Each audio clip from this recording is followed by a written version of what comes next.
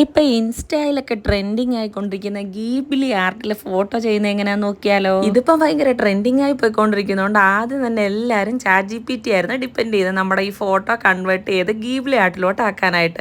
അപ്പം നമ്മൾ ഇവിടെ ആദ്യം തന്നെ ChatGPTയിൽ ഒരു ഫോട്ടോ അപ്ലോഡ് ചെയ്തിട്ട് ഗീബിലി ആർട്ടിലോട്ട് കൺവേർട്ട് ചെയ്യാൻ പറയാം. ChatGPTയിൽ ഒരു 2-3 മിനിറ്റ് ഒക്കെ താമസം വരും, പിന്നെ എന്നാലും പെർഫെക്റ്റ് ആയിട്ട് നമുക്ക് നല്ല അടിപൊളി ഒരു പിക്ക് ഗീബിലി ആർട്ടിൽ കിട്ടുന്നതായിരിക്കും. പക്ഷേങ്കിൽ നമ്മൾ രണ്ടാമതൊരു ഫോട്ടോ അപ്ലോഡ് ചെയ്തിട്ട് ഇത് ചെയ്യാൻ നോക്കിയാൽ പറ്റത്തില്ല. കാരണം ChatGPT പ്ലസ് ഉള്ളവർക്ക് മാത്രമേ അത് പറ്റത്തുള്ളൂ, അത് പെയ്ഡാണ്. പക്ഷേ വിഷമിക്കേണ്ട, ഇതിനായിട്ട് വേറെ ഒരുപാട് ആപ്സ് അവൈലബിൾ ആണ്. അതിൽ എളുപ്പമുള്ള ഒരു ആപ്പാണ് ഗ്രോക്ക്. ഇത് നമുക്ക് ആപ്പ് സ്റ്റോറിലോ പ്ലേ സ്റ്റോറിലോ കയറി ഈസി ആയിട്ട് ഫ്രീ ആയിട്ട് ഡൗൺലോഡ് ചെയ്യാം. പിന്നെ ഇത് ആദ്യമായിട്ട് ഡൗൺലോഡ് ചെയ്യുന്നവരാണെങ്കിൽ ഇത് മെയിൽ ID വഴി ഒന്ന് സൈൻ ഇൻ ചെയ്തേക്കാൻ മറക്കരുത്. അങ്ങനെ നമ്മൾ ഗ്രോക്ക് ആപ്പ് ഓപ്പൺ ചെയ്തതിന് ശേഷം നമ്മൾ ഏതെങ്കിലും ഫോട്ടോസ് ഗാലറിയിൽ നിന്ന് അപ്ലോഡ് ചെയ്തതിന് ശേഷം convert this image into Ghibli style art എന്നും പറഞ്ഞ് ടൈപ്പ് ചെയ്ത് കൊടുത്തു കഴിഞ്ഞാൽ 2-3 മിനിറ്റൊന്നും എടുക്കത്തില്ല, സെക്കൻഡുകൾക്കുള്ളിൽ തന്നെ നമുക്ക് ഈ ഫോട്ടോ കൺവേർട്ട് ചെയ്ത് ഗീബ്ലി ആർട്ടിലോട്ടാക്കി മാറ്റി കിട്ടും.